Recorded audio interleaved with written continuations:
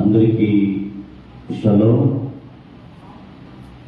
దేవుని యొక్క మహాకృపను బట్టి మరొకసారి ఈ ఉదయకాల సమయంలో ఈ రీతిగా మనందరం చేరి సర్వోన్నతుడు సర్వ సృష్టికర్త యొక్క ఉన్నతమైనటువంటి విషయాలను మనం నేర్చుకోవడానికి దేవుడు మనకి అవకాశాన్ని అనుగ్రహించారు.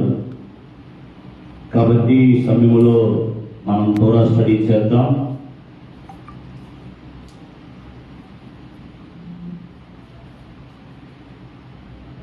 చాలా మంది ఇశ్రాయేలు యొక్క పెద్దలు చెప్పేటువంటి విషయాలని మనం అవగాహన చేసుకున్నట్లయితే చాలా చాలా విషయాలు మన ఆధ్యాత్మికమైన జీవితం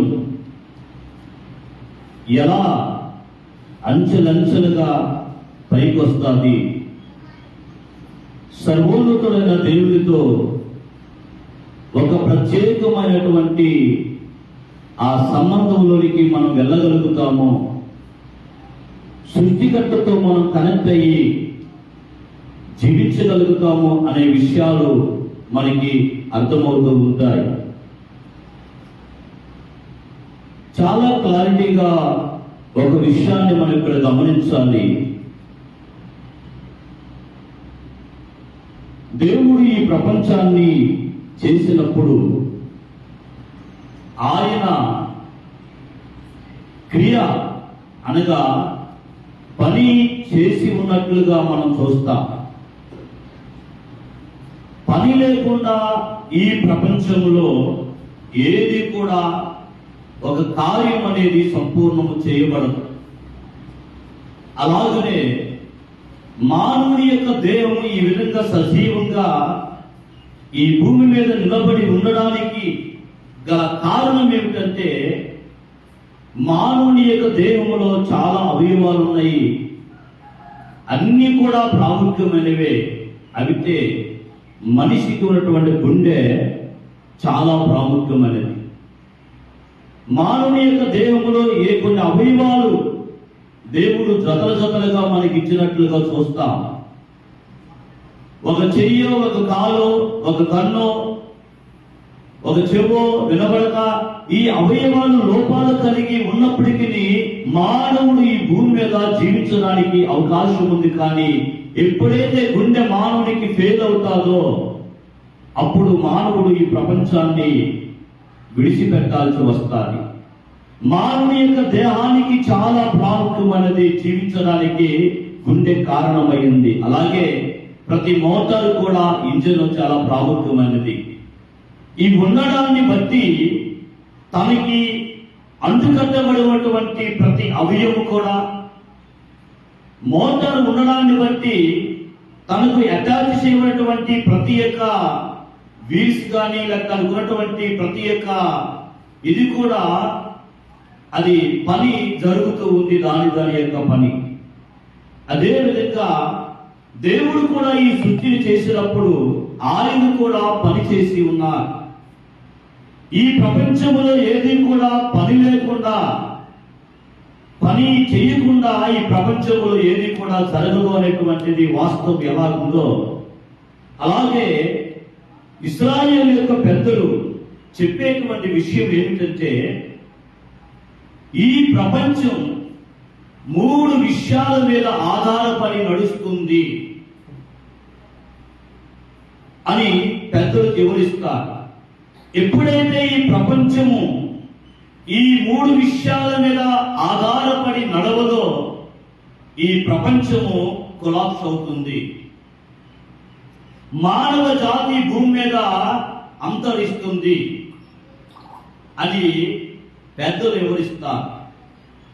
అదేమిటి?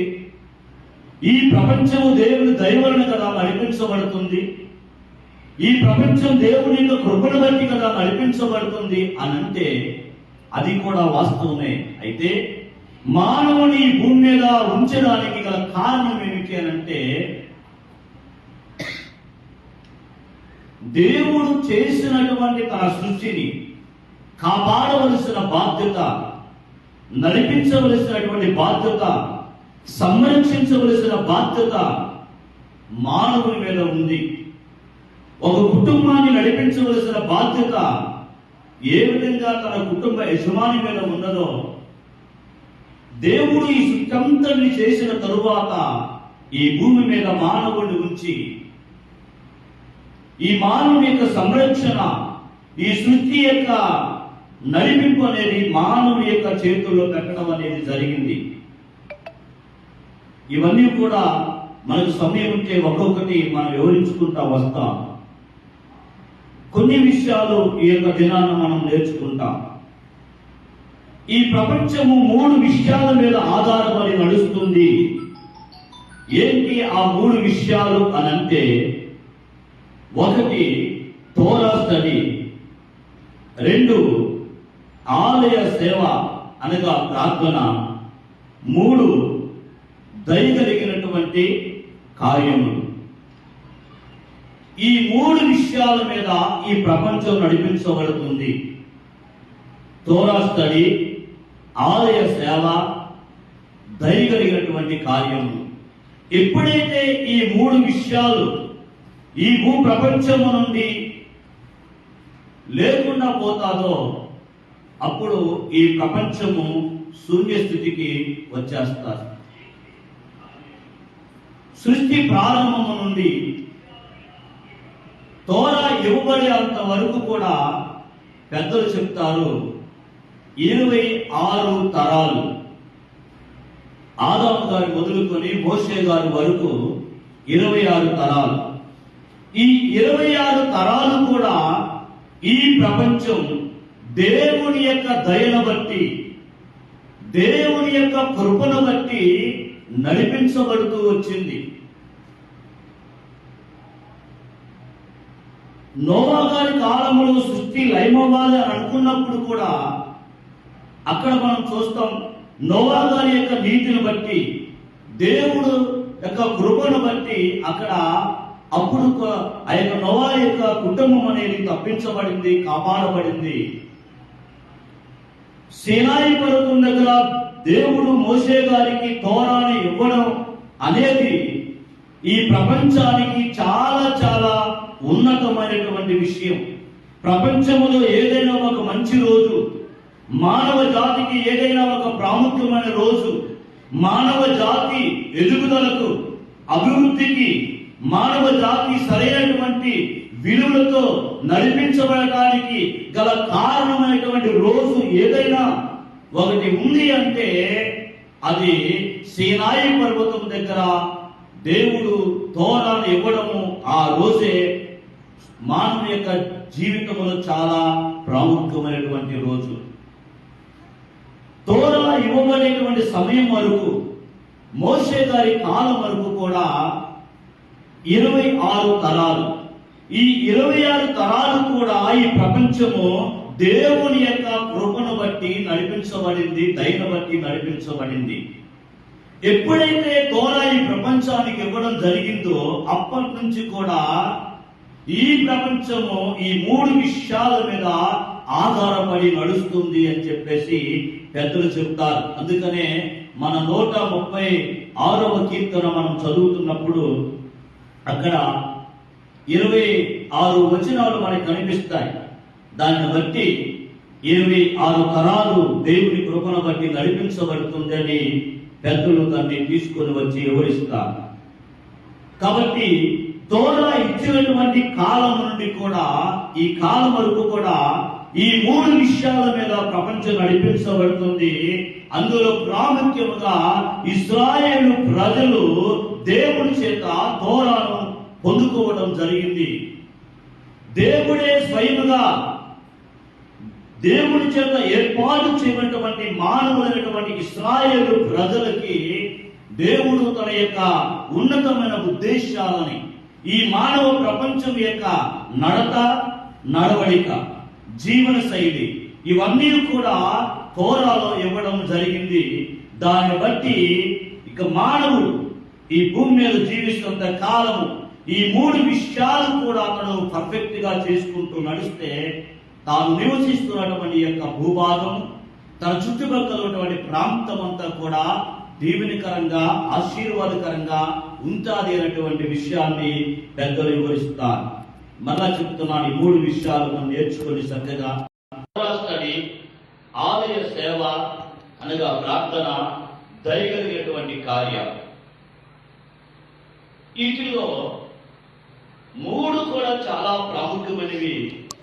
మొట్టమొదటిగా తోరా స్టడీ అనేటువంటి విషయాన్ని బట్టి మనం స్టడీ చేద్దాం. తోరా స్టడీ అంటే మనం తోరా స్టడీ అంటే అర్థం ఏంటంటే, మనకు అర్థం అవ్వడానికి బైబిల్ని బాగా చదవటం, నేర్చుకోవడం, అధ్యయనం చేయడం.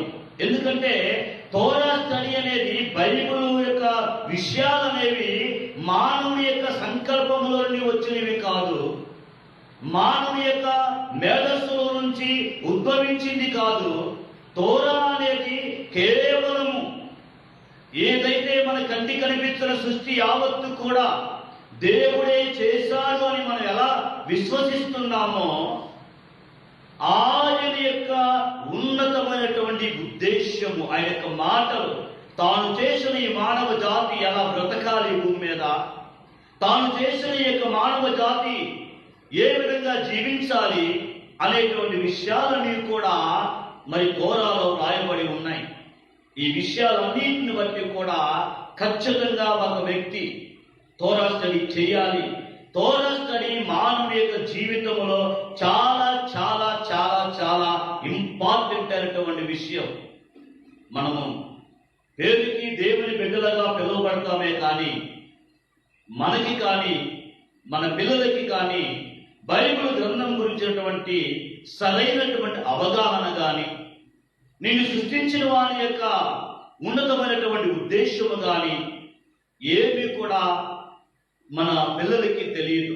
అందుకనే తోరా యొక్క విలువలు ఒక ఆదివారానికో లేదా ఏదో ఒక సమాజ కూడికకో అది పరిమితమై ఉన్నవి. దాని గురించినటువంటి సరైన అవగాహన లేకపోవడాన్ని బట్టి తోరా స్టడీ ఒక రబీ గారు ఇలా వివరిస్తారు. ఏ వ్యక్తి అయితే తోరా అనేది అధ్యయనం చేయడో ఆ వ్యక్తి మరణానికి అర్హుడు. అంటే తోరా స్టడీ చెయ్యకపోతే, తోరాను గనక అధ్యయనం చెయ్యకపోతే, దేవుడు తన ప్రజలకి, భూమి మీద నివసిస్తున్నటువంటి వారికి అసలు ఏం చెప్పాలనుకున్నాడు, ఏ ఉద్దేశాన్ని కలిగి ఉన్నాడు, నన్ను సృష్టించిన వాడు, తిరిగి నా యొద్దకు రండి అని చెప్పినటువంటి వాడు, ఆయన ఈ భూమి మీద నేను ఎలా బ్రతకాలని ఆయన తన ఉద్దేశాన్ని కలిగి ఉన్నాడు అనే విషయాలన్నీ మనకు అర్థమవ్వాలి అనంటే ఖచ్చితంగా ఒక వ్యక్తి తోరా స్టడీ చేయాలి. అందుకనే తోరా స్టడీ చేయకపోతే అతడు మరణానికి అర్హుడు. ఎందుకో దేవుని ఉద్దేశం వానికి తెలియదు, దేవుని యొక్క ఆలోచన తనకు తెలియదు, తను ఎలా బ్రతకాలో అలా బ్రతకడం, మానవత్వాన్ని విడిచిపెట్టి మృగంగా ఒక జంతు యొక్క స్వభావంలోనికి మనిషి దిగజారిపోతాడు. అందుకనే తోరా అధ్యయనం చేయడాన్ని బట్టి దేవుని పోలికగా చేయబడినటువంటి మానవుడు ఈ ప్రపంచంలో దేవుని యొక్క ఉనికిని గాని, దేవుని యొక్క ప్రతిబింబాన్ని, దేవుని యొక్క ఉద్దేశాన్ని ఈ మానవ దేహాన్ని బట్టి ఈ ప్రపంచంలో ప్రొజెక్ట్ చేయగలుగుతాడు. అది తోరా స్టడీ చేయడాన్ని బట్టి అది మనిషి దాన్ని సంపాదించుకోగలుగుతాడు అనేటువంటి విషయాన్ని ఇక్కడ మనం గమనించాలి. పెద్దలు వివరిస్తారు, ఒక వ్యక్తి తోరా స్టడీ చేయకపోతే అతడు తల్లిదండ్రులను ఎలా గౌరవించాలో, పెద్దలను ఎలా గౌరవించాలో, తన ఎదుటి వారిని, ఇరుగు పొరుగు వారిని ఎలా గౌరవించాలో ఇవన్నీ కూడా అతనికి తెలియదు అని అంటున్నాడు. ఈ ప్రపంచంలో చాలా చదువులు ఉన్నాయి. వ్యక్తిగతంగా తను జీవనాన్ని పెంపొందించుకోవడానికి, జీవన శైలిని అభివృద్ధి చేసుకోవడానికి తన చదువులు ఉపయోగపడుతున్నాయి. కానీ చాలా మంది అడిగేది ఏంటంటే, నన్ను మీ పిల్లలు ఏం చదువుతున్నారు అని అడుగుతారు.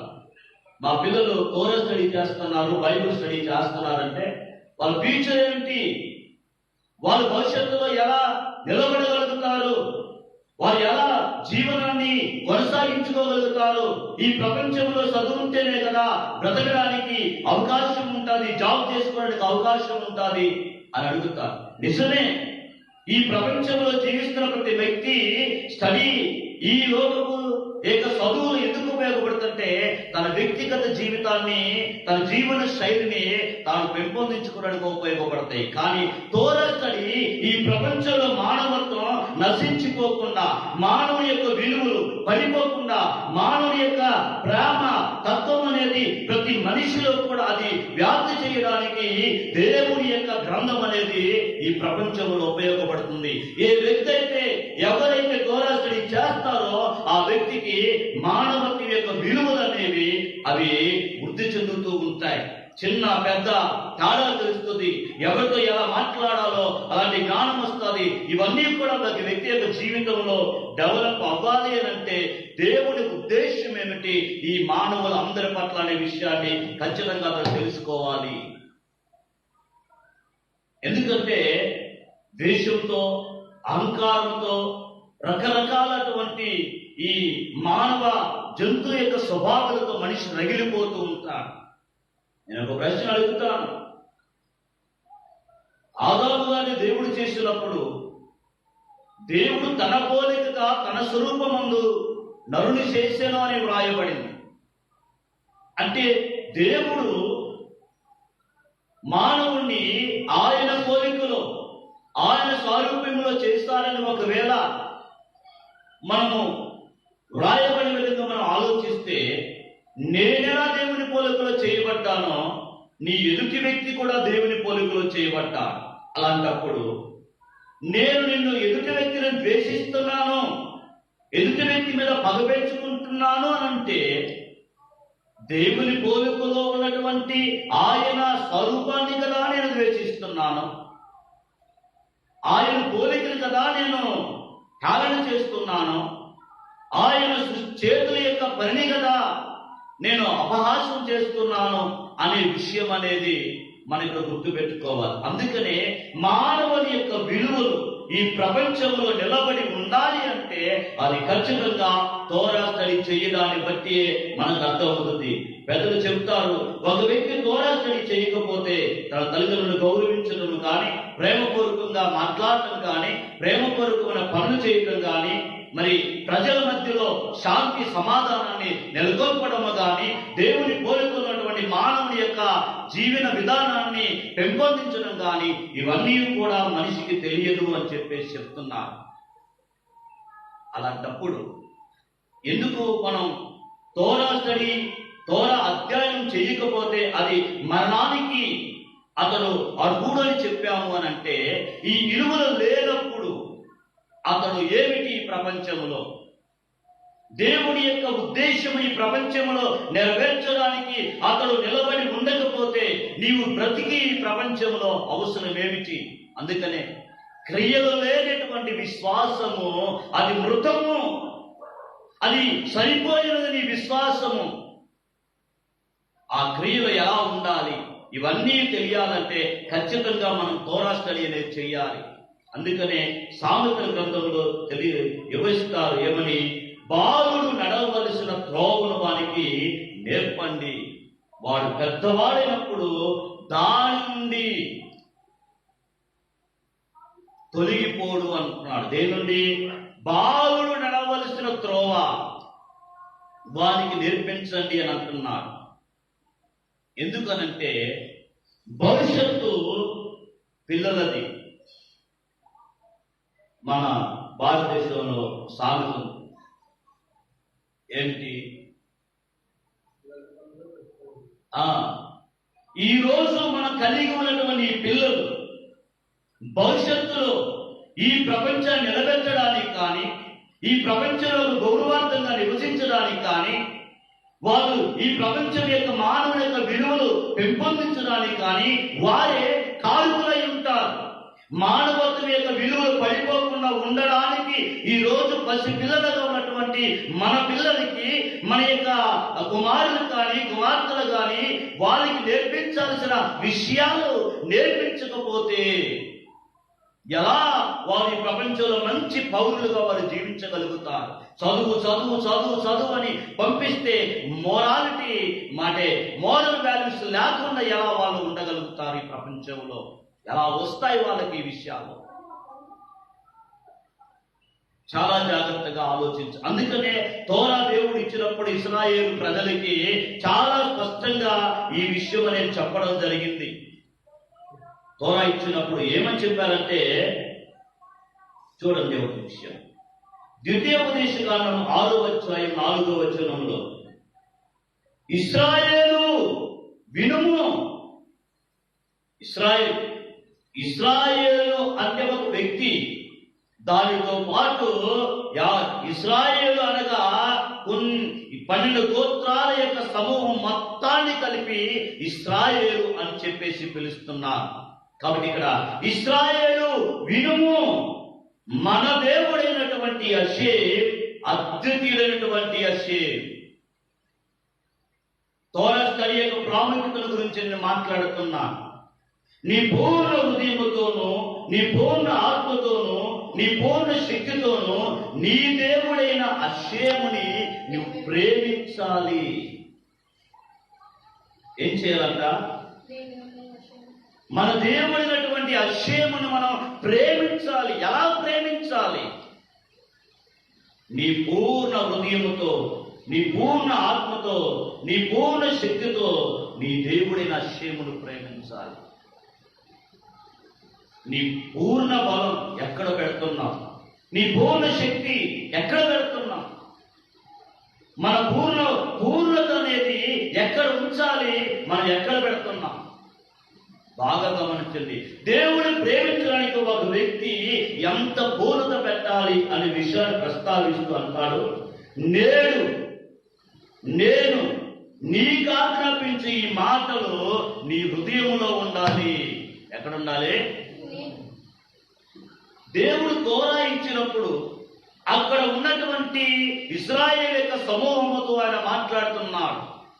ఇది చాలా చాలా ఇశ్రాయేలు యొక్క ప్రజల యొక్క జీవితంలో, ఇశ్రాయేలు ప్రజలు దేవుడితో కనెక్ట్ అయి నడవాలంటే, వారి యొక్క పిల్లల భవిష్యత్తు కాలంలో ఒక ప్రత్యేకమైన ప్రణాళికతో దేవుడి ఉద్దేశాన్ని ఈ భూప్రపంచంలో కాపాడాలి అంటే, అప్పుడు ఉన్నటువంటి ఆ తరానికి దేవుడు ఈ మాటలు వివరిస్తున్నాడు. నేడు నీకు ఆజ్ఞాపించి ఈ మాటలు నీ హృదయములో ఉండవలెను, నీవు నీ కుమారుడికి వాటిని అభ్యసింపచేసి. ఒక తండ్రి యొక్క బాధ్యత ఈ ప్రపంచంలో ఏమిటి అని అంటే, నీవు దేవుని నమ్మినటువంటి విషయాన్ని బట్టి నీవే దేవుని తెలుసుకోవడానికి సమయం ఇవ్వకపోతే, నీవే బైబిల్ చదవటానికి నువ్వు అవకాశం తీసుకొని నువ్వు చదవకపోతే, దాన్ని స్టడీ చేయకపోతే, దాన్ని ఎలా వివరించాలో, ఎలా తెలుసుకోవాలో అలా బైబిల్ గ్రంథాన్ని బాగా వివరించగలిగిన వారు, దేవుని మనసు ఏమిటో తెలుసుకొని వివరించగలిగిన వారి దగ్గరకు వెళ్ళి నీవు నేర్చుకోకపోతే దాని యొక్క విలువలు నీకు ఎలా తెలుస్తుంది? నీవు నీ కుమారులకు ఎలా వారిని అభ్యసింపజేస్తావు? ఎందుకంటే తోరా స్టడీ చేయకపోతే మరణానికి ఒక వ్యక్తి అర్హుడు అంటే, గెహోనోమికి అతను వెళతాడు అంటే నీవు ఎంత బాధ్యత వహించాలి నీ పట్ల, నీ కుటుంబం పట్ల, నీ పిల్లల పట్ల అనే విషయాన్ని ఇక్కడ మనము నేర్చుకుంటున్నాం. నీవు నీ కుమారులకు వాటిని అభ్యసింపచేయాలి, అలవాటు చేయాలి. వారి దైనందిన జీవితంలో ఉదయం లేచింది మొదలుకొని రాత్రి పడుకునేంత వరకు వారి జీవన శైలి తోరాతో ముడిపడి ఉండాలి, తోరా విలువలతో ముడిపడి ఉండాలి, సృష్టికర్తతో అవి కనెక్ట్ చేయబడి ఉండాలి. అది దేవుని యొక్క ఉద్దేశము ఈ ప్రపంచములో. ఈరోజు ఏది? ఎక్కడైనా ఒక కుటుంబము దేవుని కోసం మాట్లాడుకోగలుగుతున్నారా? పిల్లలు తల్లిదండ్రులు కలిసి దేవుని ఉన్నతమైన ఉద్దేశాలని నేర్చుకోగలుగుతున్నారా? ఏదో ఒక సమయాన్ని పెట్టుకొని ఆలయానికి వెళ్ళి నేర్చుకొని అక్కడ ఏదో ఒక గంట మనం కాలం గడిపి ఇంటికి వచ్చి మన పనులు మనం చేసుకుంటే దేవుని యొక్క మనసు ఏమిటో మనకి ఎలా తెలుస్తుంది, దేవుని యొక్క ప్రేమ ఏమిటో మనకి ఎలా తెలుస్తుంది. ఇవ్వబడినటువంటి మరి అన్ని గంటలు ఈ ప్రపంచంతో మనం గడిపి ఈ వారంలో ఒక గంట ప్రార్థన మందిరాల్లో మనం గడపడాన్ని బట్టి దేవుని మనసు మనకు అర్థమవుతుందా? ఈ రోజు కలిసి సంసారం చేస్తున్న భార్య భర్తలే ఒకరిని ఒకరు అర్థం చేసుకోలేకపోతున్నారు. కలిసి బ్రతకడానికి జత కట్టబడి జత చేయబడినటువంటి ఇరువురు భార్యాభర్తలు చివరి సమయంలో కూడా వాళ్ళు మరణించే సమయానికి కూడా అసలు నేను ఎందుకు రెండు చేసుకున్నాను అనేటువంటి ఆలోచనలో వారు ఉన్నటువంటి పరిస్థితి ఈరోజు అర్థం చేసుకోలేకపోతున్నారు. అలాంటిది కలిసి జీవనాన్ని కొనసాగిస్తూ కలిసి బ్రతుకును కొనసాగించుకుంటూ పంచుకుంటూ పిల్లలకంటూ అనేకమైన పనులు చేసుకుంటూ ఇంకా ఒకరినొకరు అర్థం చేసుకోలేని పరిస్థితుల్లో భార్యాభర్తలు ఉంటే వారంలో ఒక గంట, అది కూడా నువ్వు సరిగ్గా వినక ఉన్నాడు, ఆ ఒక గంట నీ జీవితం మీద ఎంత ప్రభావాన్ని ఇస్తుంది ఒక్కసారి ఆలోచించు. దీన్ని బట్టి ఎంత నీవు తోరా స్టడీ చేయాలి, ఎంత జ్ఞానం నేర్చుకోవాలి. ఆ తోరా స్టడీ చేయకపోవడాన్ని బట్టియే కదా నీకు దేవుడి గురించి సరైనటువంటి జ్ఞానం రావట్లేదు. ఎవరు ఏది చెప్పినా ఇదే నిజం అనుకొని వెళ్ళిపోగలుగుతున్నావు. ఒకసారి ఆలోచించండి. వాళ్ళకి చెప్తూ అంటాడు, నేను నీకు ఆజ్ఞాపించి ఈ మాటలు నీ హృదయంలో ఉండాలి అంటే ఖచ్చితంగా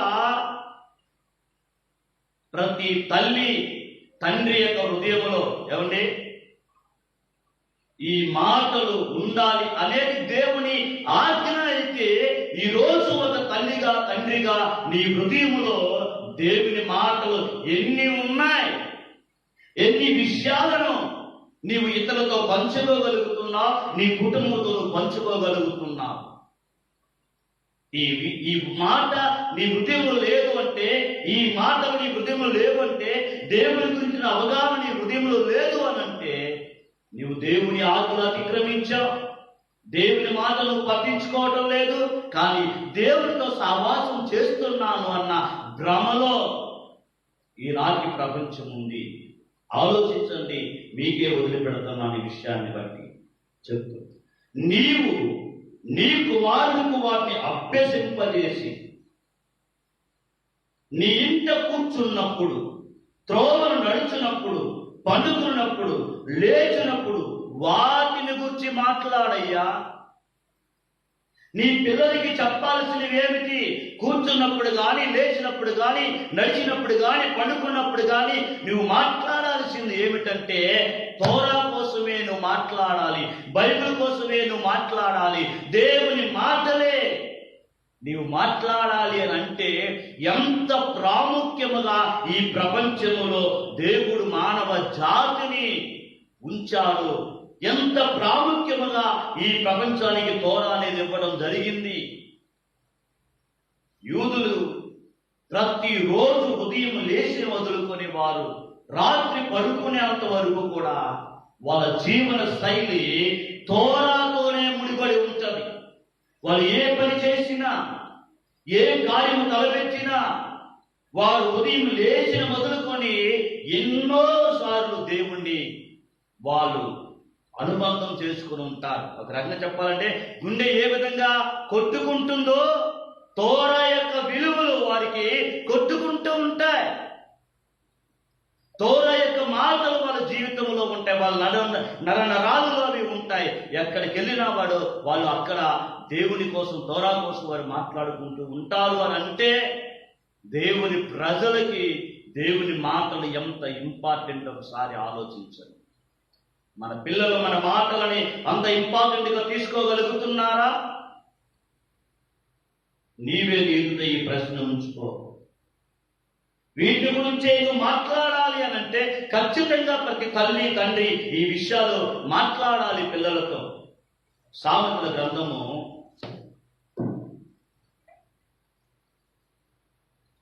20వ అధ్యాయం ఒకసారి చూడండి. సామెతల గ్రంథం 20:20 వచనం, తన తండ్రినైనను తల్లినైనను దూషించు వారి దీపము కారు చీకటిలో ఆరిపోతుంది.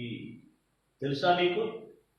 ఈజీగా ఈ కాలం పిల్లలు తల్లిని తండ్రిని గౌరవించకుండా, వాళ్ళ మాటలు పట్టించుకోకుండా పెడచెవిని పెడుతూ వాళ్ళ ఇష్టానుసారంగా జీవిస్తున్నారు. సరైన సమయంలో సరైన రీతిలో వారి జీవితాన్ని సరైన ఫౌండేషన్ వేసుకోవలసినటువంటి నేటి తరం ఈ రోజు తల్లిదండ్రుల మాటలకు విలువ లేకుండా జీవిస్తూ ఉన్నారు. అయ్యో, నా పిల్లలు నా మాట వినటం లేదు, అయ్యో నా పిల్లలు నన్ను గురించి పట్టించుకోవటం లేదు, ఎంత చెప్పినా వినటం లేదు అని పాడైపోయిన తర్వాత, చేయి జారిపోయిన తర్వాత, వారి ఆలోచనలన్నీ ఈ ప్రపంచంతో అంతుకట్టబడిపోయిన తర్వాత ఈ రోజు ఏడిస్తే నీ కన్నీళ్లకు జవాబు ఏమిటి? ఈ రోజు ఆ ప్రశ్న వేసుకుంటే, అయ్యో నా పిల్లలు నా మాట వినడం లేదన్న ప్రశ్న ఈ రోజు నువ్వు వేసుకొని కన్నీళ్లు కారిస్తే ఆ ప్రశ్నకు జవాబు ఏమిటి? నీ పిల్లలు నీ పరిధిలో ఉన్నప్పుడు, నీ పిల్లలు నీ మాట వినే వయసులో ఉన్నప్పుడు నీవు తోరాను బాగా చదివి, తోరా విషయాలు బాగా అర్థం చేసుకొని, దేవుడు ఈ ప్రపంచంలో ప్రజలు ఎలా బ్రతకాలని దేవుడు అనుకున్నాడో ఆ రీతిగా నీ బిడ్డలను పెంచుకోగలిగి ఉంటే ఈ రోజు నీ కన్నీళ్లు నీ కళ్ళ నుంచి కారేయా? ఈ రోజు వందల ప్రశ్నలు తల్లిదండ్రుల ముందు వచ్చి నిలబడేయా? ఈ రోజు ఎంతో అవమానాలు నీ ఎదుటికి వచ్చి నిలబడేయా? నో. పుట్టారు, దేవుడిచ్చాడు అనుకున్నావు, దేవుడిచ్చాడని దేవుడి కోసం పెంచాల్సిన నీ బిడ్డలని ఈ ప్రపంచం యొక్క బలహీనతల వైపు, ఈ ప్రపంచం యొక్క మాయ చదువుల వైపు నీ పిల్లలను తిప్పి, బాగా చదువుతున్నాడని తల్లిదండ్రులకు వేరైపోతున్నారన్న అవగాహన లేకుండా జీవిస్తున్న నేటి ప్రపంచపు తల్లిదండ్రుల యొక్క స్థితి. మావోడు అది చదువుతున్నాడు, ఇది చదువుతున్నాడు, దీని గురించి చెప్పుకుంటూ ఆ చదువులో నీ కుమారుని ఎక్కడికో నడిపిస్తూ నీ నుండి దూరం అయిపోతున్నాడు, సృష్టికర్త యొక్క ప్రణాళిక నుండి వేరైపోతున్నాడు. ఈ ప్రపంచంలో కన్ను మూసిన తరువాత ఎదుర్కొనవలసిన మహోన్నతమైనటువంటి దేవుని గురించినటువంటి జ్ఞానం లేకుండా వెళ్ళిపోతున్నాడు అన్న ఆలోచన ఈరోజు తల్లిదండ్రులమైనటువంటి మనకు ఉన్నదా? ఉంటే ఆ దిశగా నీ పిల్లని నువ్వు నడిపించడానికి ఎంత పాటుపడుతున్నావు, ఎంత ప్రయాసపడుతున్నావు. ప్రయాసముతో, గర్భవేదనతో ఈ ప్రపంచానికి నువ్వు ఒక బిడ్డ తీసుకొని వచ్చావు. అలాంటి ప్రయాస, అలాంటి గర్భవేదనతో ఈ ప్రపంచాన్ని తీసుకుని వచ్చిన నీ పిల్లలని అదే గర్భవేదనతో, అదే ప్రయాసతో నీ ప్రపంచంలో నీ ఎదుట ఉంచిన దేవుని యొక్క స్వరూప్యమైనటువంటి, దేవుని పోలికైనటువంటి మన పిల్లలని ఆ సృష్టికర్తతో కనెక్ట్ చేయడానికి ఎంత ప్రయాసపడుతున్నాం. అందుకే ఈ విషయాలన్నీ మనకు తెలియాలి అంటే ఖచ్చితంగా తోరా స్టడీ అనేది మనం చేయాలి. ఇలా దూరం అయిపోతున్న వ్యక్తి, తల్లిదండ్రులను దూషిస్తున్న వ్యక్తి, తల్లిదండ్రుల యొక్క మాటలు ఖాతా చేయకుండా వ్యక్తి, వెళ్ళిపోతున్న వ్యక్తి అదేమంటే ఈరోజు పిల్లల్ని ఏమనడానికి లేదండి, ఏదైనా అంటే చాలు వాళ్ళకు దొరికింది ఒకే ఒక్క ఛాన్స్, బాగా చదివి ప్రయోజనం అవుదామని కాదు. ఇంతవరకు చదివాము, మన ముందు ఒక మంచి భవిష్యత్తు ఉంది అన్న ఆలోచన కాదు. ఇంజనీరింగ్ స్టూడెంట్ అయినా, ఎంబీబీఎస్ డాక్టర్ చదువుతున్న స్టూడెంట్లైనా ఒక మాట ఏదైనా ప్రాబ్లం వస్తే చాలు మరణమే ముగింపు అనుకుంటున్నా చాలా మంది ఈ ప్రపంచంలో యవ్వనస్తులు. చిన్న చిన్న విషయాలు, వారి విలాసానికి, వారి యొక్క విలాసవంతమైనటువంటి జీవితానికి అడ్డుపడ్డారు అని, వద్దు అని అన్నారు అని వారి జీవితాలు ముగించుకుంటున్నారు. అదా బాల్య తెలుగు నుంచి నీ పిల్లలకు నీవు ఇచ్చిన చదువు నేర్పిస్తున్నటువంటి సంస్కారం? ఆలోచించండి. తోరా స్టడీ ఎంత ఇంపార్టెంట్ అని అంటే, తోరా అంటే మరణానికి అర్హులని చెప్పాను. తోరా స్టడీ చేయనటువంటి మన పిల్లలు ఏ విధంగా ఈ ప్రపంచంలో త్రోవ తప్పిపోతారు, విలాసాలకు వెలువబడతారు, ఈ మాయ ఆకర్షణలకు ఈడబడి నాశనానికి వెళ్ళిపోతున్నారు అనే విషయాలు నేర్చుకున్నాము. ఇంకా చాలా విషయాలు మీ అందరికీ అవగాహనలోనే ఉన్నాయి. ఆ విషయాలన్నీ కూడా ఇంకొక విషయం చెప్పాలి. ఇక్కడ పిల్లల ఎదుటే తల్లిదండ్రులు ఎలా ప్రవర్తించాలో తెలియడంలా, పిల్లలు జీవించాల్సిన జీవితాన్ని నేర్పాల్సినటువంటి వాళ్ళు పిల్లలకే మన అవకాశాన్ని కల్పిస్తున్నా, చూడురా నేను ఎలా బ్రతుకుతున్నానో ఈ ప్రపంచంలో అని ఎలా నేర్చుకుంటాడు? మనతో పెరుగుతున్న మన పిల్లలు మనం చూసి కదా నేర్చుకుంటారు ఈ ప్రపంచంలో. ఆలోచించు తల్లిదండ్రులుగా ఉంటున్న నీవు నీ జీవన విధానాన్ని తోరాతో ఉంచుకున్నావా, లేకపోతే ఈ లోక సంబంధమైన అక్రమాలతో, అన్యాయాలతో, మోసాలతో, లేకపోతే భౌతిక సంబంధమైనటువంటి శారీరకమైన ఇచ్చలతో నీవు నీ జీవితాన్ని అప్పగించుకుంటున్నావో? నిన్ను చూసి పెరుగుతున్న నీ పిల్లలు ఈ ప్రపంచంలో ఎలా జీవిస్తారో నీవు ఆలోచించు.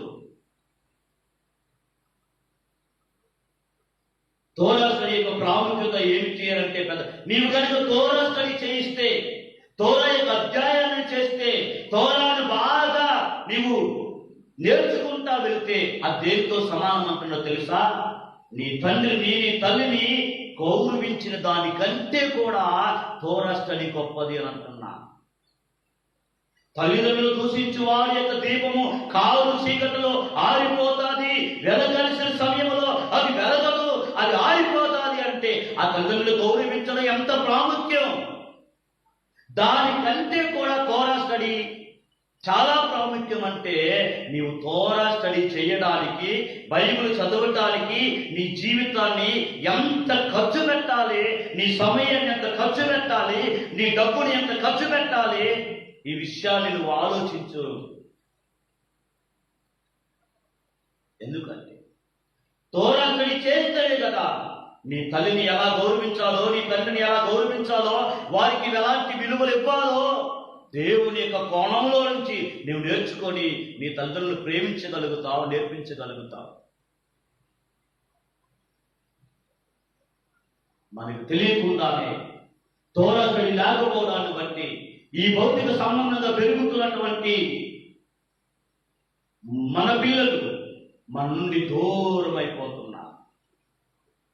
చాలా మంది చెప్పుకుంటారు, మా పిల్లలు అది చదువుతున్నా ఇది చదువుతున్నారని చెప్పుకొని, మా పిల్లలు అమెరికాలో ఉన్నారు, లండన్ లో ఉన్నారు, ఎక్కడెక్కడ ఉన్నారు అని ఈ రోజు మంచంలో ఉన్నటువంటి ఆ తల్లిదండ్రులకి మంచినీళ్ళు ఇచ్చేదానికి మనుషులు లేరు. చదువు తల్లిదండ్రుల నుంచి ఎంత దూరం చేస్తుంది, ఎంత వేరు చేస్తుంది, నీ కుటుంబం ఎంత వేరు చేస్తుంది. నీవనుకుంటా నా కొడుకు బ్రతికితే చాలని. ఏమండి, భౌతిక ప్రపంచంలో తిండి కోసం నీ కొడుకు బ్రతికితే చాలా, జాడ పొట్ట నింపుకోవడానికి బ్రతికితే చాలా, నిన్ను నిర్మించినటువంటి దేవుడితో ఆ కనెక్షన్ లో ఉంటే చాలా. దేనికోసం నువ్వు ఆలోచిస్తున్నా ఈ రోజు నువ్వు ఆలోచించు.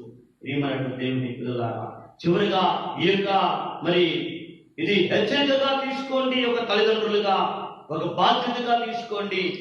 ఈ యొక్క విషయాలు తోరా స్టడీ చేయడానికి ఏదో అన్నారు, ఇన్ని సమాజాలు ఉన్నాయి గ్రామంలో. పాస్టర్ గారు ఒకప్పుడు మీరు సండే స్కూల్ నడిపించారు, పిల్లలకి చాలా చాలా స్కిట్ వేసి వాళ్ళందరినీ కూడా మంచి మోటివేషన్ చేశారు. దేవుడి గురించిన అవగాహన లేని మా పిల్లలకి సరైనటువంటి అవగాహన మీరు కల్పించారు. ఈ రోజు అది ఈ యొక్క గ్రామంలో కొలువైపోయింది. పిల్లలని మోటివేషన్ చేసి దేవుడి యొక్క ఉన్నతమైన ఉద్దేశాల వైపు తిప్పడానికి ఇక్కడ ఆ విషయాలు కొలువైపోయాయని చెప్పేసి చాలా మంది నాతో మాట్లాడుతున్నప్పుడు నాకు చాలా బాధ అనిపించింది. ఏం చేస్తున్నావు ఈ రోజు నువ్వు ఆలోచించు.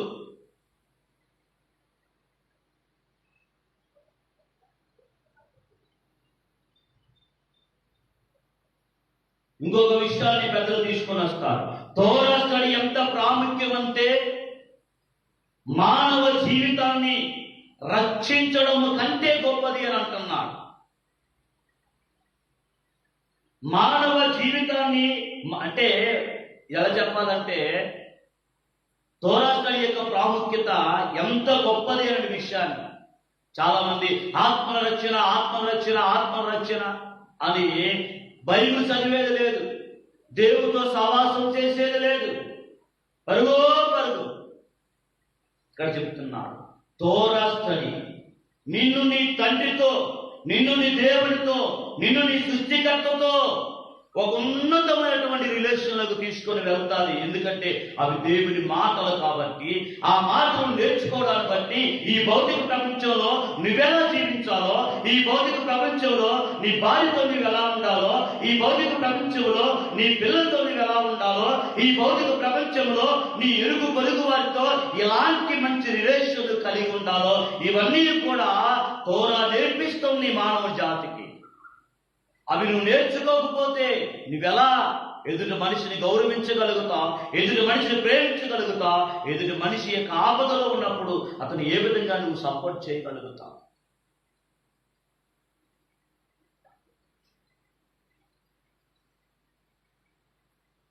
ఏ వ్యక్తి అయితే ఈ ప్రపంచంలో తోరా దేవుడిచ్చాడని, తోరాయే మానవ జాతి యొక్క జీవన శైలికి ప్రాముఖ్యమని ఎంచి తోరా స్టడీ చేస్తాడో ఆ వ్యక్తి సర్వోన్నతుని దేవుడికి ఆనందాన్ని తీసుకొని వస్తున్నాడు.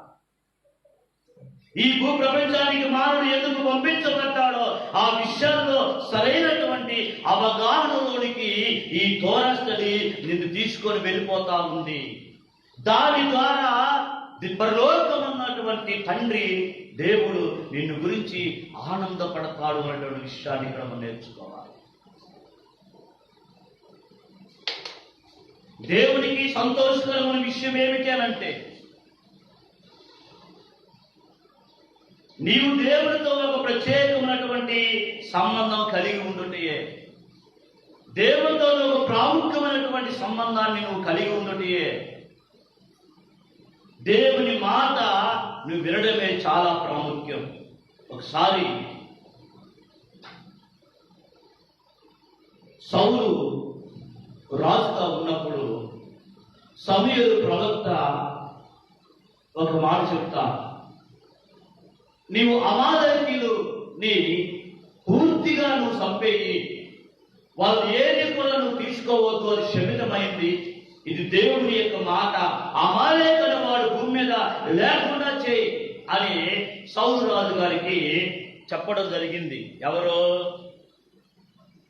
సమూయేలు ప్రవక్త చెప్తే, ఓకే నేను దేవుని మాటను గౌరవించి దేవునికి నేను విలువించి నేను వెళ్తున్నాను, అమాలేకుని పూర్తిగా నేను నాశనం చేస్తానని చెప్పి సౌలు గారు వెళ్ళారు అమాలేకు పట్టణం మీద.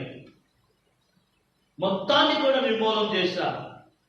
కానీ గొర్రెలని, మంచి మంచి ఆవులని, ఎద్దులని ఆ రాజుని పట్టుకొని వచ్చారు.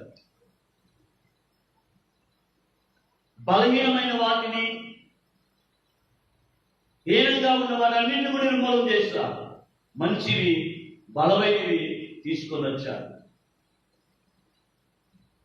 సమూయేలు గారు వచ్చారు ప్రవక్త.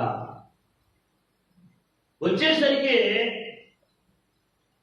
ఎద్దులు అరుస్తున్నాయి, రంకెలు పెడుతున్నాయి, కేకలు పెడుతున్నాయి. ఏంటి? సౌలు అడిగారు, ఏం జరిగింది? దేవుడు నాకు ఏం చెప్పాడో అదే కదా నీకు చెప్పాను, నీ వెళ్ళి ఏం చేశావు? అమాలేకుని అతను కలిగి ఉన్న సమస్తమును కూడా నిర్మూలన చేయమని కదా నేను చెప్పాను, నువ్వేం చేశావు అని అడిగితే, అయ్యా నేను అమాలేకులందరినీ అంతం చేశాను, అయితే మంచి వాటిని తీసుకొని వచ్చాను, నీ దేవుడైనటువంటి ఆ షేపుకు నేను బలివ్వడానికి అని చెప్తాను. ఏం చెప్పాడు? దేవుడు కోరుకున్నాడా? శాపగ్రస్తమైంది అది ఎంత బలమైనదైనా సరే, శాపగ్రస్తమైంది అది ఎంత విలువైనదైనా సరే, శపితమైనది అది ఎంత ప్రాముఖ్యంగా నీవెంచినా సరే, అది సర్వోన్నతుడైన సృష్టికర్తకి ఉపయోగపడదు. శాపగ్రస్తమైన దేవుడికి ఇవ్వకూడదు. దేవుడు దేశించేదాన్ని నీకు నచ్చదాన్ని దేవుడికి ఇవ్వాలనుకోకూడదు. వెంటనే తల్లిదండ్రులు చెప్పారు, ఒకడు దేవుని మాటను గైకొనుట కంటే ఎక్కువగా దేనిని కూడా ఎంచడు. బలి అర్పించడం కంటే దేవుని మాట ఆ వ్యక్తి గైకొనడమే చాలా ప్రాముఖ్యమన్నారు. ఇతడు ఏమనుకున్నా అంటే, నేను దేవుడికి బలి గుణాన్ని తీసుకొని వచ్చానన్నారు. దేవుడు ఏం చెప్పాడంటే, సమూలంగా నాశనం చేయమని చెప్పాడు. దేవుని మాటే ప్రాముఖ్యమా కానీ మానవుని యొక్క మైండ్ వచ్చిన ఆలోచన ప్రాముఖ్యము కాదు. ఆలోచించండి, ఈ రోజు నీ స్థితి ఏమిటి? దేవుని మాట కాని విలువిస్తున్నా, మానవ సంకల్పంలో వచ్చిన మాటలు కాని విలువిస్తున్నా, దేవుని యొక్క ఉపదేశాన్ని కాని విలువిస్తున్నా, మానవుడు కల్పించినటువంటి పద్ధతులు కాని విలువిస్తున్నా. మేము ఇంతేనండి, మా సమాజం ఇంతేనండి, మా సమాజం యొక్క కట్టుబాట్లు ఇంతేనని నీ సృష్టికర్తలు దూరం అయిపోతున్నావు, సర్వోన్నతులైన నీ సృష్టికర్తలు వేరైపోతున్నావు అన్న అవగాహన లేకుండా ఈ ప్రపంచంలో బ్రతుకుతున్నాం. ఇవన్నీ ఒక వ్యక్తికి తెలియాలంటే ఖచ్చితంగా వ్యక్తి ప్రతి దినము కూడా తోరా స్టడీ చేయాలి. ఆకలి అవుతుందో మనకు అర్థమవుతుంది, అర్థమవట్లేదా? దాహం అవుతుందని మనకు అర్థమవుతుంది, అర్థమవట్లేదా? అర్థమవుతుంది. ఏ విధంగా ఒక వ్యక్తికి ఆకలి అవుతుందని, ఏ విధంగా ఒక వ్యక్తికి దాహం అవుతుందని, ఏ విధంగా ఒక వ్యక్తికి అది చూసేది కావాలని, ఇలాగ ఆశలు ఇవన్నీ కూడా మానవునికి ఎలా అర్థమవుతున్నాయో, అయ్యో నేను తోరా స్టడీ చెయ్యాలి, నేను తోరా స్టడీ చెయ్యాలి, తోరా స్టడీ చేయకపోతే నేను చనిపోయిన వాడితో సమానం. ఈ గంట నేను తోరా స్టడీ చేయలేదు, ఈ రోజు నేను తోరా స్టడీ చేయలేదు, ఈ నిమిషం నేను తోరా స్టడీ చేయలేదు, అనవసరంగా వ్యర్థం చేస్తున్న బాధ ఏమైనా మనకు కలుగుతుందా? ఏమైనా అనిపిస్తుందా? ఏమీ లేదు. టైం అంతా వేస్ట్ చేసుకుంటాం. మన పిల్లలు బాగుండాలనుకోవడం. చెట్టు వేసావు, నువ్వు పట్టించుకోరా, పంట వేసా నువ్వు పట్టించుకోరా, సంవత్సరాంతం నువ్వు వెళ్ళి వేయి ఫలాలు అనంటే వస్తుందా? నీ పిల్లల భవిష్యత్తు నీ చేతిలో ఉంది. అదే దేవుడు ఇక్కడ చెప్పాడు, తోరా ఇచ్చిన తరువాత దేవుడు ఇశ్రాయేలు జాతి ప్రజలకి ఉద్దేశించి మాట్లాడాలి.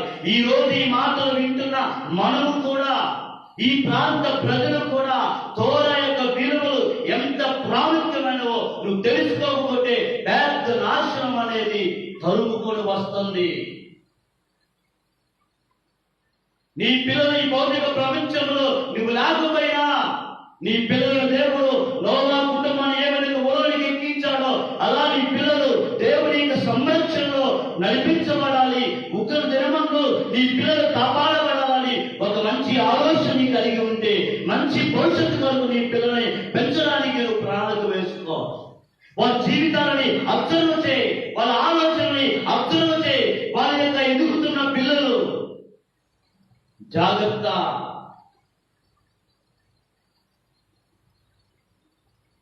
తోరా యొక్క విలువలకి మన బిడ్డలను ప్రోత్సహించండి. తోరా నేర్చుకోవడానికి మన బిడ్డలను ప్రోత్సహించండి. మతం అనే మాయలో, మతం అనే కట్టులో, సంఘం అనేటువంటి భ్రమలో ఉండిపోయి నీ ఎదుగుదలకు నీవే అడ్డుబండగా ఉండకూడదు. ఎదగాలనుకున్న వాడు పైకి వస్తారు.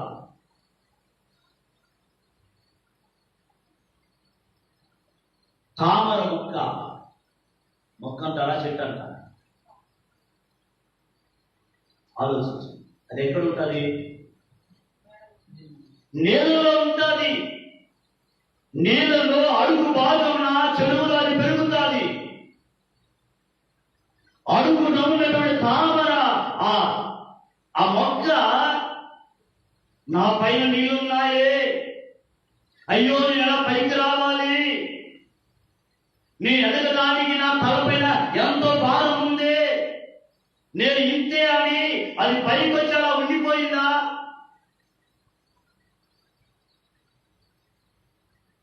అలా ఉండిపోతే నీవు అందమైన తామర పువ్వును చూసి వావ్ ఎంత బాగుంది అని అనడానికి అవకాశం ఉందా? ఈ రోజు మానవుడు దాన్ని చూసి వావ్ ఎంత బాగుంది, ఎంత అందంగా ఉంది, ఎంత ఆనందంగా ఉంది అని అనడానికి కారణం ఏమిటో తెలుసా? అది నీ కలుసులో పడడానికి, నీ ఎదుటికి వచ్చేది కనబడటానికి, అది ఎంతో తన పైన ఉన్నటువంటి ఆ నీళ్ళ భారం మొత్తాన్ని కూడా దాటుకొని తన్నుకొని అది అలా పైకి వచ్చి నిలబడతాది. ఈ రోజు నీవు నీ పిల్లలు ఆ రీతిగా ఈ ప్రపంచం యొక్క భయంకరమైనటువంటి విష వలయంలో ఉన్న సంగతి గ్రహిస్తే, ఈ నీళ్ళ లాంటి ఈ ప్రపంచ యొక్క మాయలో మనం ఉన్నామని గ్రహిస్తే, నేను దేవుని కొరకు ఒక తామర పువ్వుల నా మీద అనుభవడుతున్న ఈ శారీరకమైన కోరికల నుండి కానీ, ఈ మోసకరమైన మాయ బోధన నుండి కానీ నేను తప్పించబడి, నా పిల్లలు తప్పించుకొని ఒక అందమైనటువంటి ప్రపంచం యొక్క సగోడుతున్న దేవుని తత్వం నేను చూడగలగాలి అన్న ఆలోచనతో నువ్వు పైకి రావడానికి ప్రయత్నిస్తున్నావా? భక్తుడుతున్నాడు, కొండల కన్నా నా కళ్ళెత్తుచున్నాను, నాకు సహాయం ఎక్కడి నుండి వస్తుంది? తామర పువ్వు ఎందుకు అడుగు నుంచి పైకి వచ్చిందో తెలుసా? తండ్రి నన్ను చేశావు, నన్ను పైకి రమ్మని ఆదేశించావు, నా పైన తల మీద నీళ్ళ భారం ఉంది, అయినా నువ్వు పైకి రా అని ఆదేశించావు. కాబట్టి నీవిచ్చిన మాటకు నేను ఆ తలపైన ఉన్న నీటి భారాన్ని దాటుకొని పైకి వచ్చి నిలబడ్డాను. ఇదిగో నా కళ్ళు నీ వైపు చూస్తున్నాయి, నా కళ్ళు నీ వైపు చూస్తున్నాయి. నీ ఉపదేశించడానికి, నీ ఉపదేశాలకు నేను ఇప్పుడు పైకి వచ్చి నిలబడ్డాను. నీ మాటను గౌరవించి నేను పైకి వచ్చాను. నీ తోర యొక్క విలువలు పట్టుకొని నేను పైకి వచ్చి నిలబడ్డాను అని అది చూపిస్తుంది. అందుకనే భక్తున్నాను, నా కన్నులు ఎల్లప్పుడూ కూడా నీ వైపే తిప్పుకుంటున్నాను. ఏ వ్యక్తి అయితే తన కళ్ళ దృష్టిని తోరసని చేస్తూ తాను ఎలా జీవించాలో నేర్చుకుంటూ, తన పిల్లలకి ఏం నేర్పించాలో నేర్చుకుంటూ, తాను ఎలా భూమి మీద బ్రతకాలో నేర్చుకుంటూ ఉంటే అతనికి అది పెద్ద కష్టమైన అని.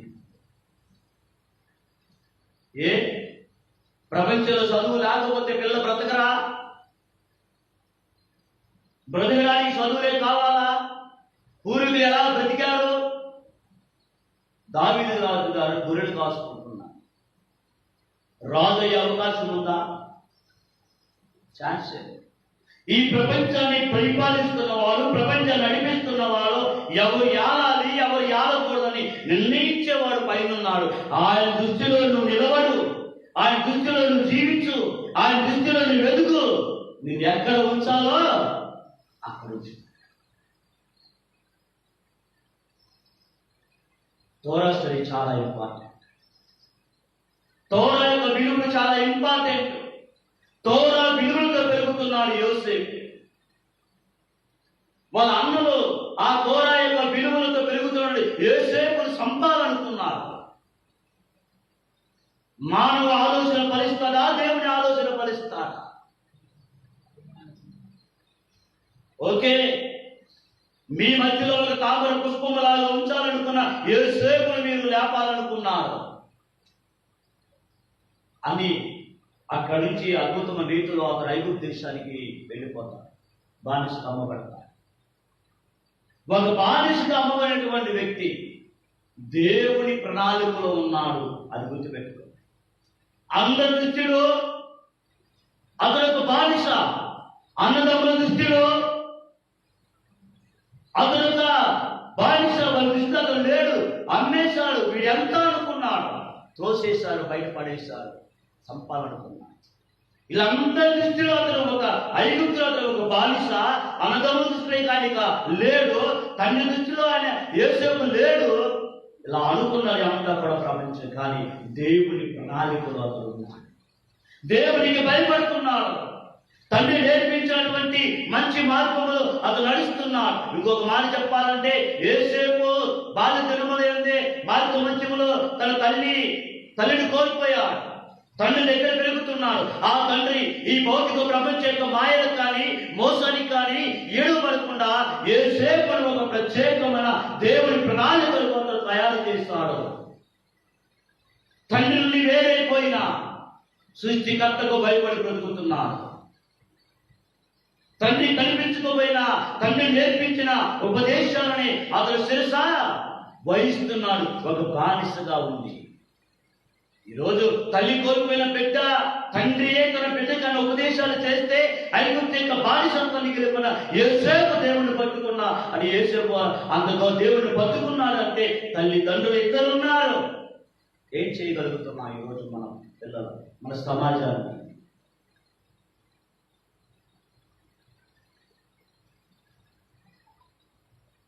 యోసేపుకి బానిస చదువే ఉంది. శరసాల్లోకి వెళ్ళాడు. ఒక అద్భుతమైనటువంటి పాపాన్ని జయించి చెయ్యి నేరానికి జైలుకెళ్తే దేవుని కనుదృష్టి యోసేపు మీద ఉండగా సమయం వచ్చింది. యోసేపును శరసాల నుంచి విడిపించే సమయం వచ్చినప్పుడు ఎవ్వరు కూడా ఆపలేదు. దావీదు రాజుగా చేయాలనుకుంటే అన్నలు కానీ తండ్రి కానీ సమయాలు ప్రవక్త కానీ ఎవరు ఆపలేరు. దేవుని ఉద్దేశంలో నీవు నడువు. దేవుని ఉద్దేశంలో నీ పిల్లలను పెంచు. వారి భవిష్యత్తు ఈ మాయా ప్రపంచము ఏమి చేయలేదు. వారి భవిష్యత్తు ఎప్పుడైతే ఈ విలువలు లేకుండా పోతాయో అప్పుడు ప్రపంచం నీ పిల్లల్ని ముంచేస్తారు. ప్రపంచం అప్పుడు ముంచేస్తుంది నీ పిల్లలని. తోరా విలువలతో పెంచు. సమయం వచ్చింది. యోసేపు విడుదల పొందాడు. ఐగుప్తు దేశానికి ఒక హెబ్రీయుడు ప్రధానమంత్రిగా వెళ్ళిపోయాడు.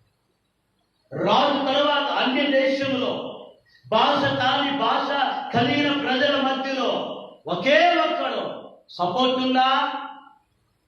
ఈరోజు 175 సీట్లు కావాలి ఎమ్మెల్యేలో మన అసెంబ్లీకి వెళ్ళాలంటే. యోసేపుకి ఎన్ని సీట్లు ఉన్నాయి? ఒక్క ఓటనే ఉందా? యోసేపు కలిగిన ఐగుప్తు దేశంలో ఓటకు. అలాంటిది దేశాన్ని పరిపాలించే స్థాయికి దేవుడు నిలబెట్టాడు. అందరు ఆత్మలను సిద్ధపడితే నీ హృదయాంతరంగంలో దేవుడి కొరకైన ఆలోచనతో నువ్వు సిద్ధపడితే నిన్ను ఎక్కడ ఉంచాలో అక్కడ దేవుడు ఉంచు. కాబట్టి తోరా స్టడీ అనేది చాలా చాలా ఇంపార్టెంట్. రబ్బీ గారు అంటారు, ఎవరైతే రాత్రిపూట తోరా నేర్చుకుంటారో, ఎప్పుడు ఎవరైతే రాత్రిపూట తోరా నేర్చుకుంటారో వారికి పగటిపూట దేవుని యొక్క అనుగ్రహము దొరుకుతుంది. ఏమన్నాడు? ఎప్పుడు దొరుకుతుంది? పగలు దొరుకుతుందంట. పని లేదండి ఈరోజు. దేవుని అనుగ్రహంతో ఒక మంచి పనిని ఎదురుకొచ్చి నిలబడతాది.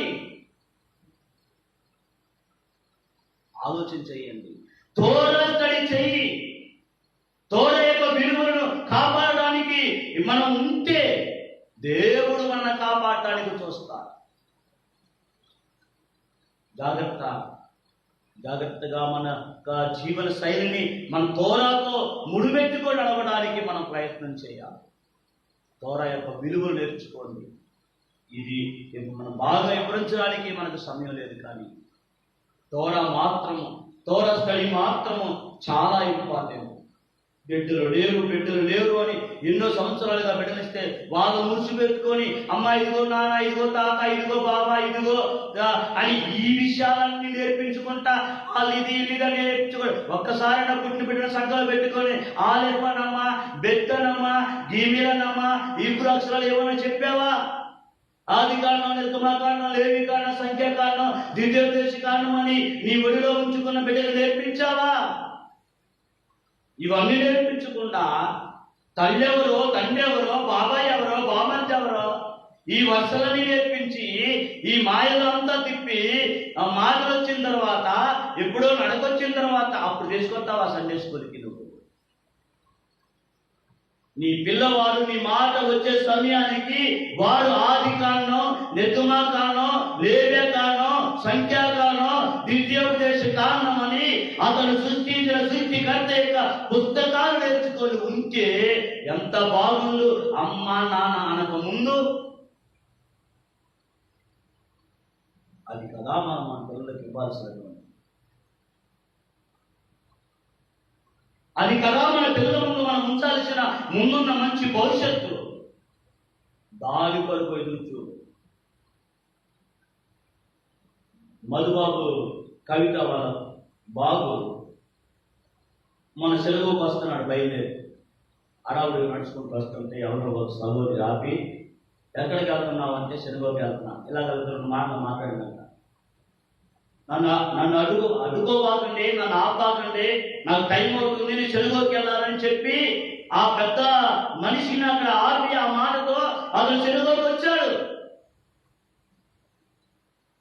ఏమండి, ఆడుకునే వయసు, నిలబడి పెద్దలు పిలుస్తున్న మాట్లాడవలసి ఆ వయసులో ఆ పిల్లవాడికి వాడికి వచ్చిన ఆలోచన, నన్ను ఆపబాకండి, నన్ను అడ్డుకోబాకండి, నేను టైం అవుతుంది సెలవుకి వెళ్ళాలన్న ఆలోచన.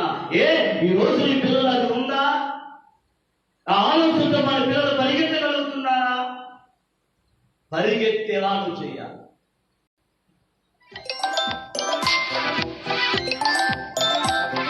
కాబట్టి ఆలోచించండి, దేవుని యొక్క ఉన్నతమైన ఉపదేశం యొక్క గొప్పతనం ఏంటో తరువాత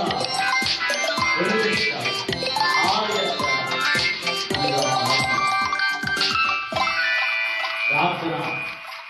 యూదుల యొక్క జీవన విధానంలో 3 ప్రార్థనలు ఉంటాయి: ఉదయము, మధ్యాహ్నము, సాయంత్రం. ఇది అశిక్షితం అయితే తర్వాత మనం వచ్చినప్పుడు దీన్ని ఎవరైనా నేర్చుకుంటాం. ఆలయ సేవ. యెరూషలేములో దేవుని ఆలయం ఉన్నప్పుడు అక్కడ జరిగేటువంటి కార్యక్రమాలు ఏమిటి? ఇప్పుడు ఆలయం లేదు కాబట్టి ఇప్పుడు ఏ విధంగా మానవ జీవితంలో ఆ యొక్క విషయాలు ఇన్వాల్వ్ అయి ఉన్నాయి. ఆలయం ఉన్నప్పుడు సేవ ఎలాగుంది, ఆలయం లేనప్పుడు ఆ సేవ ప్రార్థన జీవితం ఎలాగుంది అనేది మన యూదుల యొక్క జీవితాలను మనం స్టడీ చేస్తే నేర్చుకోవచ్చు ఖచ్చితంగా. చివరిగా నేను చెప్పాలనుకున్నది దయ కలిగినటువంటి కార్యములు ఏంటివి చెప్పలేదు. దయ కలిగినటువంటి కార్యాలు, ఇది చాలా చాలా ఇంపార్టెంట్ మనుషుల జీవితం. ఇదే మానవత్వం యొక్క విలువలను పైకెత్తి ఉంచుతారు. ఏంటి? మానవ యొక్క విలువలను పైకెత్తి ఉంచుతారు. ఎదుటి మనిషి మీద రెస్పెక్ట్ ఉంచుతారు. ఎప్పుడైతే ఈ దైవైన కార్యాలు మానవ జీవితంలో పోతాయి, అప్పుడు ఈ ప్రపంచం యొక్క స్థితి అనేది ఆగిపోతుంది. ప్రతి తరములో పెద్దలు చెబుతారు, ప్రతి తరములో కూడా 36 మంది నీతిమంతులు ఉంటారు. ఎంతమంది? వాళ్ళు ఉండడాన్ని బట్టియే ఈ ప్రపంచం అనేది నడిపించబడతాము. మనం అనుకుంటాం మన వలన, మన యొక్క నీతి వలన ఏది. నీతి అంటే దాని స్థాయి ఎక్కడో ఉంది, పరిశుద్ధత దాని స్థాయి ఎక్కడో ఉంది. ఇవన్నీ మనకు తెలియకుండా నోటి మాటలతో పరిశుద్ధత, నీతి, యథార్థత, సత్యం అని అనుకుంటే ఉపయోగం లేదు. అబ్రహాము గారు బేర్షెబాలో ఒక గృహాన్ని కట్టి ఆ గృహానికి 4 వైపులా కూడా డోర్స్ ఓపెన్ చేసి ఉంచుతాడంట. ఎన్ని వైపులో?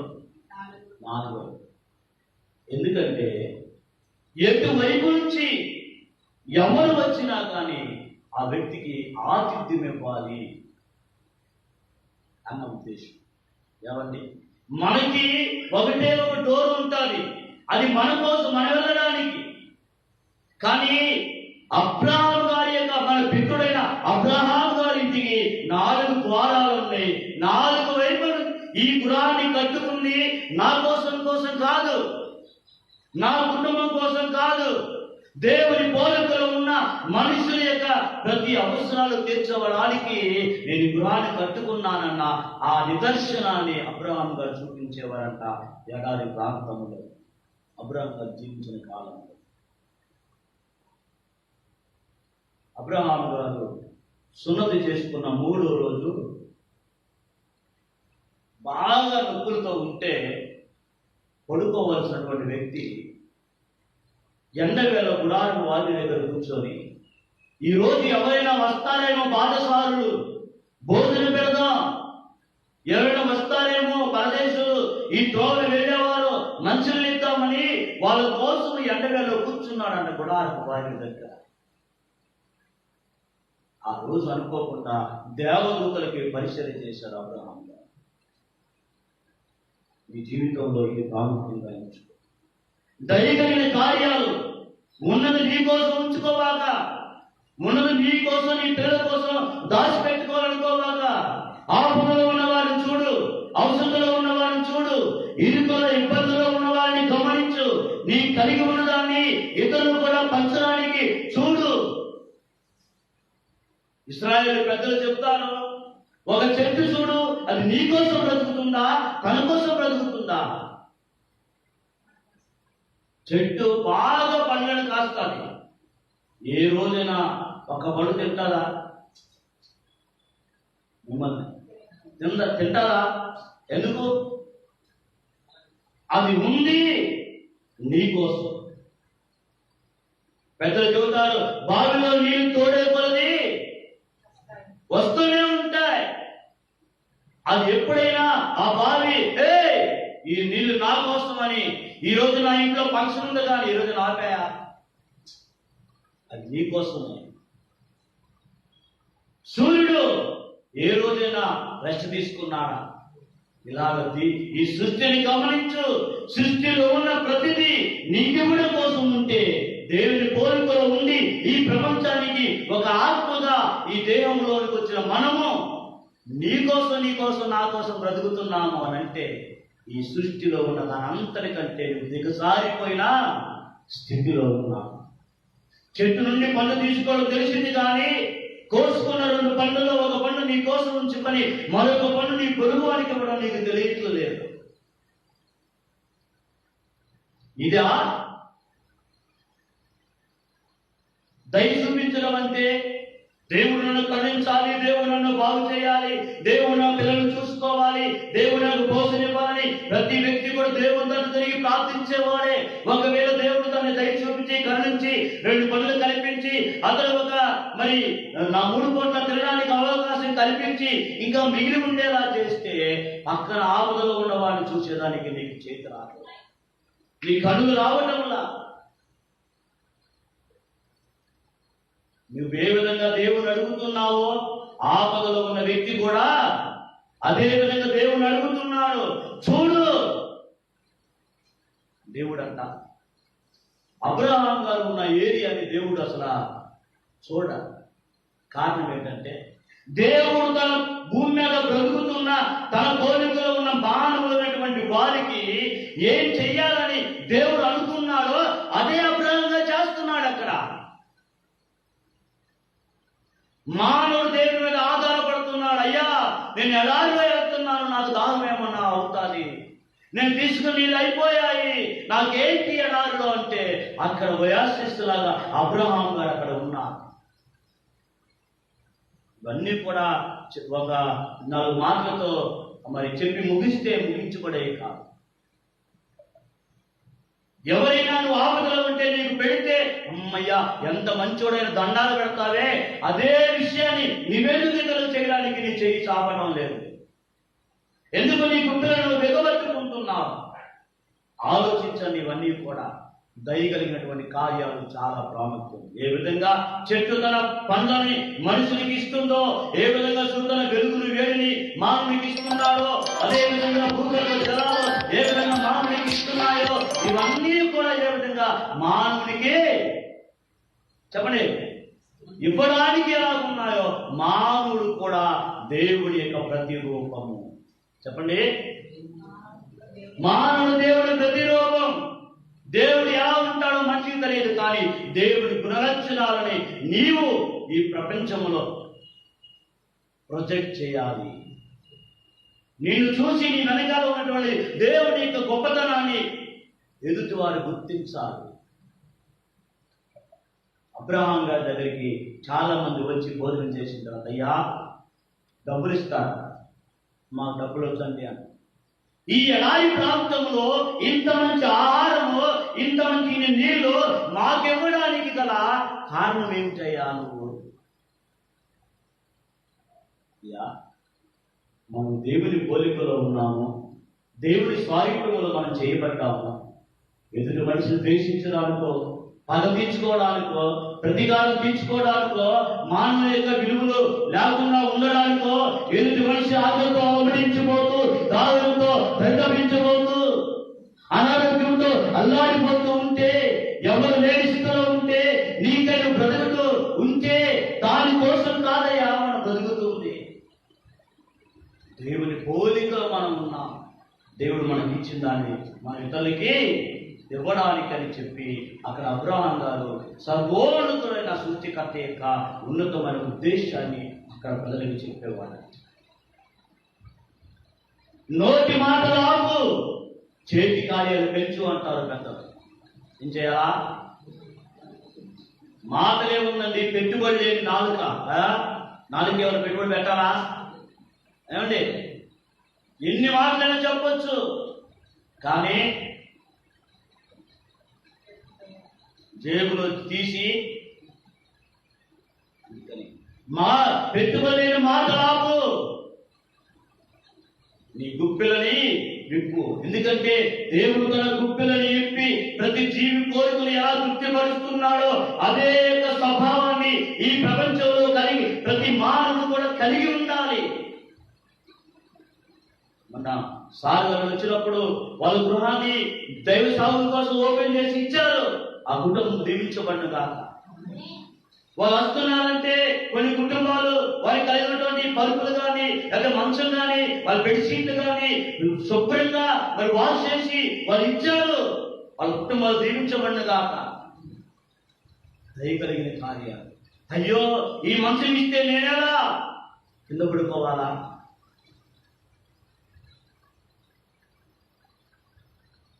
ఇవ్వడం నేర్చుకో, పెట్టడం నేర్చుకో. అప్పుడు కదా దేవుని యొక్క స్వారూప్యం నీలో ఉన్నట్టు తెలుస్తా. కాబట్టి ఈ దయ కలిగిన కార్యాల విషయం కూడా చాలా గొప్ప సబ్జెక్టు. ఈ విషయాలన్నీ కూడా ఆశ్చర్యచిత్తమైతే తర్వాత నేను లైవ్ చేయడానికి నేను ప్రయత్నం చేస్తాను. ఆశ్చర్యచిత్తమైతే కాబట్టి నేర్చుకోండి. తోరల్ స్టడీ చాలా చాలా ఇంపార్టెంట్. ఈ ప్రపంచం ఈ మూడు విషయాలకు ఆధారపడి ఉంటుంది. ఒక విషయం చెప్పిన ముగిస్తాను. దావీదు గారికి మనం చెప్పారు కదా సార్, మెతుషెల అంటే అర్థం ఏంటి? మెత్ అంటే ఏంటి? మరణం. ఎప్పుడైతే మెతుషెల అని అంటున్నారో దానికి అర్థం ఏంటి? నీవు మరణిస్తే జలప్రళయం వస్తుంది. అయ్యో, నీ ఉండగానే నా జీవితాన్ని నేను సరి చేసుకోవాలి. మెతుషెల ఉన్నాడా? ఓకే, ఉన్నాడు. నా జీవితాన్ని మార్చుకోవాలి, నా క్రియలు మార్చుకోవాలి, నేను ఒక మంచి జీవిత విధానాన్ని నేర్చుకోవాలన్నటువంటి సందేశాన్ని మెతుషెల ఇస్తున్నాడు. మెతుషెల అని పిలిచినప్పుడల్లా ఒక జల ప్రళయం యొక్క హెచ్చరిక ఆ ప్రపంచానికి ఉంది. అయినా జాగ్రత్త పడిన వాడెవరు? అయినా తను తాను మరి ప్రిపేర్ చేసుకున్న వాడెవడు? అందుకని దేవుడు 969 సంవత్సరాలు మెతుషెలకు ఆయుష్ ఇచ్చాడు. ఆనాటి తరము మార్చుకోవడానికి, ఆనాటి తరము దేవుని కొడుతున్న ప్రణాళికకి అవి చిత్తపడడానికి. అవకాశం ఉండి కూడా వాళ్ళ నాశనానికి వాళ్ళే కారకులయ్యారు. ఈ రోజు కూడా బలమైన ఉపదేశాలు, బలమైన సందేశాలు ఈ ప్రపంచంలో వస్తున్నాయి. దేవుడు ఒక్కడే, ఆయనకు పేరు ఒక్కటే, ఆయన తప్ప ఆయనకు ముందుగా కానీ ఆయన తరువాత కానీ వేరే ఎవరు లేరు.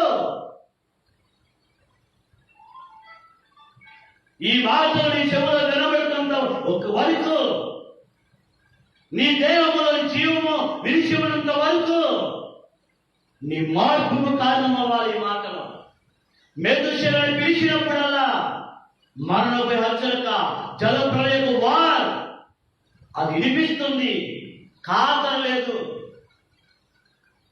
మెతుషెల చనిపోయాడు, ఒక రోజైంది. జలప్రళయం వచ్చిందా? రాలా. రే మెతుషెల మరణించినాడు, జలప్రళయం అన్నారు, రాలేదే. అలాగా 1, 2, 3 చూశారు, రాలా. ఇదంతా కూడా మాయా. 7 రోజులు అయిపోయింది. సందేశం ఎవరి దగ్గర ఉంది? నోవా గారి దగ్గర ఉంది. ఏంటి సందేశం? 7 రోజుల తర్వాత నేను ఈ భూప్రపంచానికి జల ప్రళయాన్ని పంపించబోతున్నాను. ఆ సందేశము నీతిమంతుడైన నోవా గారి దగ్గర ఉంది. ఈ రోజు కూడా అలాంటి ఉన్నతమైన ఉపదేశాలు నీతిమంతులైన వారి దగ్గర, దేవుడి చిత్తంలో నడిచే వారి దగ్గర ఉన్నాయి. చాలా మంది అడుగుతున్న ప్రశ్న, వాళ్ళ సందేహం, మీ పాస్టర్ గారికే తెలిసిందా దేవుడు ఒక్కడేనని? ప్రపంచంలో చాలా మంది దేవుడి ప్రఖ్యాతిని గాంచిన వారు, ETV, New TV, NTV, Gemini TV, రకరకాల టీవీలో ప్రసారం అవుతున్న పెద్ద కూడా సాగుతున్నటువంటి సందేశము దేవుడు ఒక్కడేనని మీ సాగుడు, మీ నాయకుడు తెలిసిందా అని చెప్పుకుంటున్నారు. చెప్పారు కదా, ఆదాము గారు మొదలు నోవా గారు వారికి ఆనో గారు వారికి ఎన్ని తరాలు? 7 తరాలు. 7 తరాలు దేవుడు మాట లేవు. 7వ తరంలో పుట్టిన హానోకుతో దేవుడు మాట్లాడుతున్నాడు. ఎందుకో తెలుసా? ఆనోకు దేవుడి ఉద్దేశాన్ని గుర్తించాడు. చెడిపోతున్న సమాజం వైపు చూడలా, పారిపోతున్న సమాజం వైపు చూడలా, నీ ఎదుగుదలకు అడ్డుపడుతున్న సంఘాల వైపు చూడలా, సర్వోన్నతులైన సృష్టికర్త వైపు చూశాడు. నేర్చుకున్నాడు, దేవుడితో నడుస్తున్నాడు. అది కదా ఈ రోజు నువ్వు జీవిస్తున్న ప్రతి ఒక్కరు చేయాల్సింది. నువ్వు దేవుడితో జీవిస్తావా, నీ స్నేహితులతో నడుస్తావా? నువ్వు దేవుడితో జీవిస్తావా, నీ నాయకుడితో జీవిస్తావా? నువ్వు దేవుడితో జీవిస్తావా, మానవ బోధనతో జీవిస్తావా? దేని కొరకు నువ్వు జీవిస్తావా? నువ్వు దేవుడితో నడిచాడు, దేవుడు అతనిని మాత్రమే తీసుకొని వెళ్ళిపోయాడు.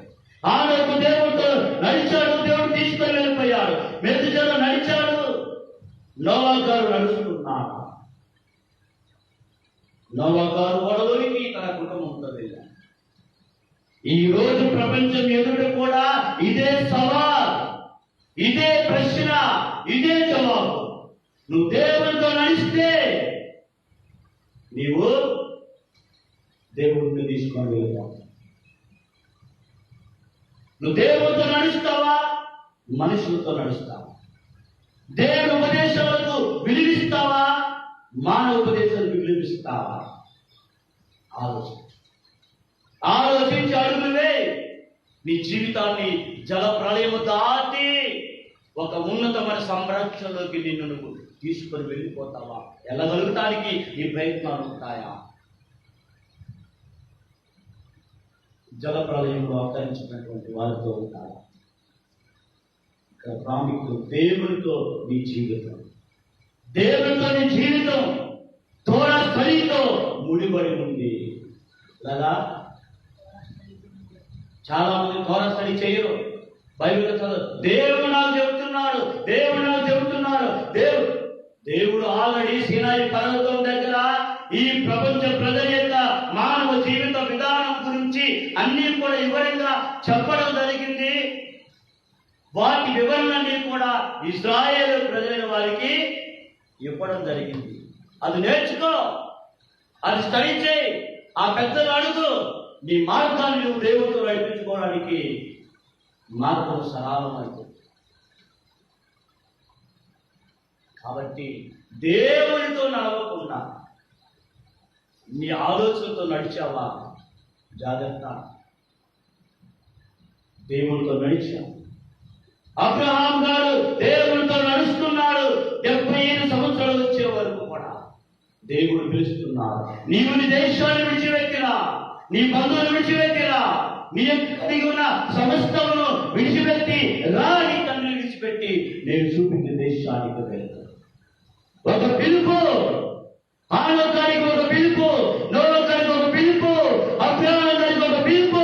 ఈ రోజు నీ జీవితంలో ఒక పిలుపు నీకు రావాలి అనుకుంటే, అలాంటి సర్వోన్నత దేవుడు ఆ పిలుపుతో నిన్ను పిలవాలనుకుంటే, నీకొచ్చిన సబుద్ధి సంబంధమైన ఆలోచన బట్టి కాదు, దేవుని యొక్క ఉన్నతమైన ఉపదేశాలను బట్టి నడు.